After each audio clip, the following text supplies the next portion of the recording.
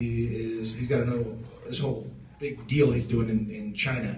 So he may be making a lot of films, in which case I may be making a lot of films because he doesn't work that much more. He's in his 70s now, and he's like, hey, this is tiring. Why don't you do it? I'm like, all right, great. I'll go to work. Yeah, so I really enjoy it. Directing is great, but when you direct a feature film, that's your job for the year. That's one film.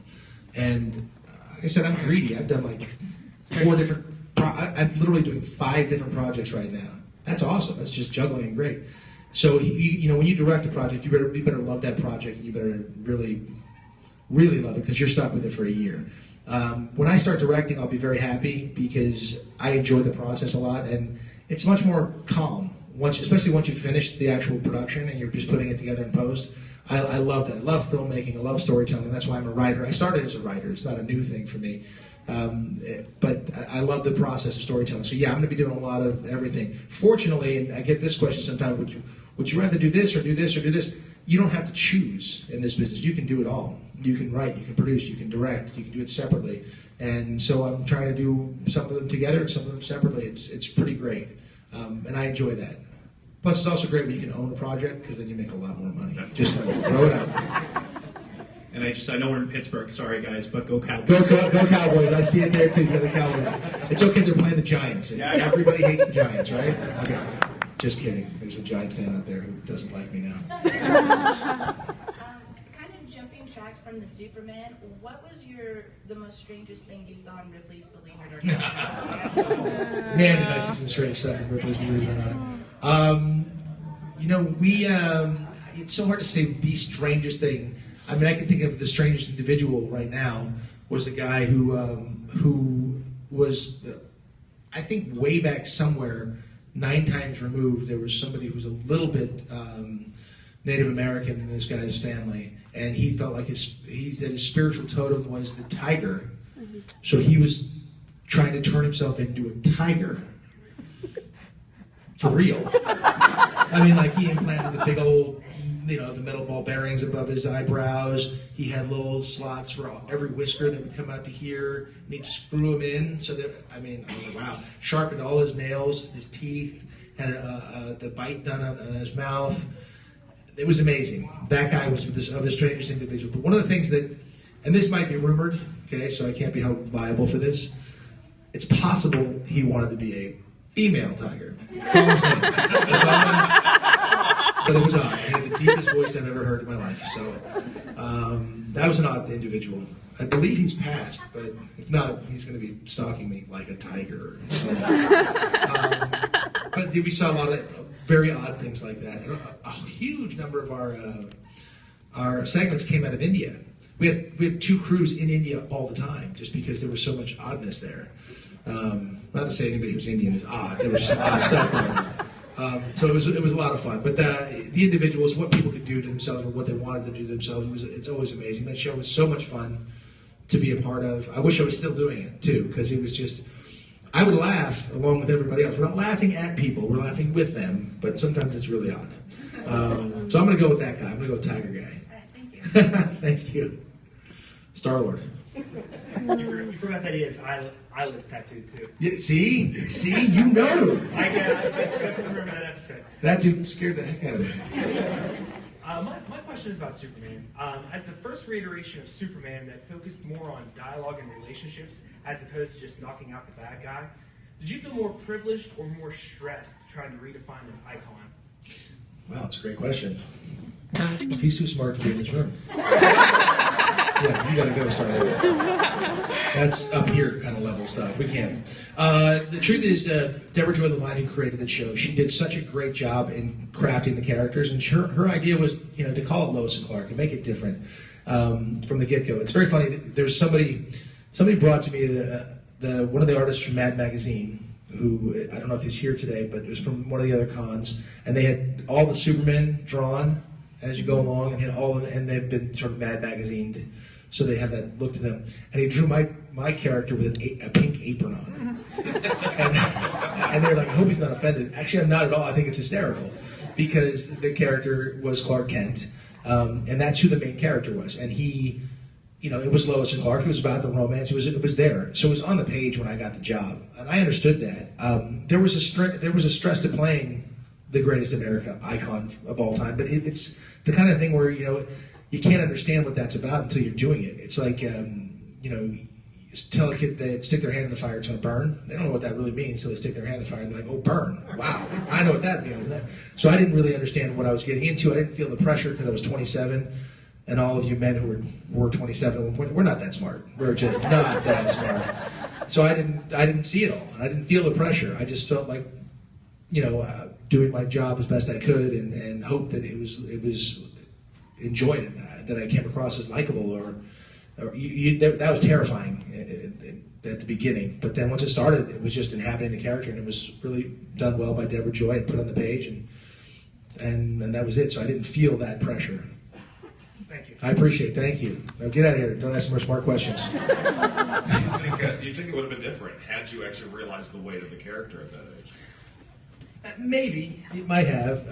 You start putting that kind of pressure on yourself to do that. There's something to be said for being naive, and there's a certain beauty. There's no fear, and that's good. So yeah, maybe. I mean, Melissa probably feels a lot more because she's smarter than I was, for sure. But maybe, yeah. It's a little bit of a pro wrestling fan. I noticed you showed up on my TV the last few months. Doing a movie with The Big Show. Yes. Can you tell us about working with The Big Show and how that movie went for you? I haven't had a chance to check it out yet. It's on my short list, though. All right. Well, if you like violent, I'm in. and just children here. Well, I can say badass. It's badass. That movie is straight rock and roll, just toughness from the get-go. It's the Soska twins directed it, and they're known as the Twisted Twins. Need I say more? They come from the gore world. They are just tough, and so the movie is just nonstop, just action. Big Show. There's a reason they call him Big Show. My gosh. How many people are familiar with the Big Show in this room? Oh my gosh. So good amount. All right. For anybody not aware, he's 7 feet tall, and He dropped weight, so he's like 425 now. He got up to almost 500 pounds once. Not while we were shooting. He has the same disease that Andre the Giant had, but they know how to combat it now, so that he has surgery so often to keep his weight inside. Is that the truth? Yeah. Does he have a disease? I don't know the exact name, but it's the same giantism that Andre the Giant had. Really? Yeah. See, you know more about this than I do. All I know is he's a great co-star, huge and so strong, and we had to fight every day. We were fighting all the time. The first time I saw him, they're like, "You guys are going to fight?" And the thing, I'm like, "What? How do I fight this guy?" Seriously, I'm like, and then, we remedied that by me shooting him in the leg before the fight starts. I was like, all right, now we're getting a little better. Now I can't move around. Now I need a pipe. Now give me a pipe. I got a pipe, too. Related to that, if you were a pro wrestler, what would be your pro wrestling name?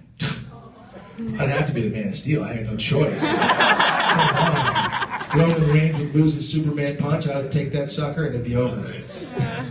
Is Roman here? No. Good. That dude's big and tough too. I don't want to mess with him. I would impress you know Roman Reigns very well. I met him last week. Good guy. We did the Superman punch. Yeah. I didn't want to fight him though. He was ready. I was like, no, man, it's cool. We're good. Although a lot of people nickname John Cena Superman, though. Yeah. So. Oh. Whoa. I did not say that. Okay? I did not make the comment. That's all the rage. This is kind of an unrelated thing, but somebody asked about Netflix, who to talk to at Netflix. I just wanted to throw this out there because we see a lot of GoFundMe and all this stuff. If you buy a share in Netflix, you have the right to attend the shareholders meeting. So if a community of people ever wanted like brown coats or another season of Lois and Clark, everybody buys one share. They're $98 or less right now. You can all go to the meeting, show up. I like that. Well done, sir. I'm going to show up like in costume too. I'll be like, well, I'm like, I'll give you one guess. Sure, it was a pink apron. Hey. You know what? If they'll make the show, I'll do it. Whatever works. That is outstanding. Breast cancer. What's that? Well, all I heard was breast cancer, and you were going like this, so I didn't know if that was good. What's that? Oh, fight against it. Okay. Listen, I'm all for fighting against breast cancer. If I could save boobs, I'm good with that. That's a safe statement, right? That's a very safe safe statement. Yes. We're just about out of time here, but I want to mention you You're in trouble obviously on this one already. no, you made a lot of guest spots on many shows over the years. I think one of my favorites, I was disappointed you didn't do more, was Bird Notice. Bird Notice was fun. I loved Bird Notice. You had a great, one episode role. Yeah, I was going to do more. It's scheduling. And when I was going to go do it, I was shooting something else, and so they couldn't bring me at the time. But Bird Notice was fun. I mean, going down to Miami and running around with those guys was awful. Just awful. Just terrible. I hated it every moment. I really enjoyed it. It was fun. I liked my character. He was based on a real guy, too, and Ryan Peterborough, and he's a real decent special ops guy. He's a real good guy.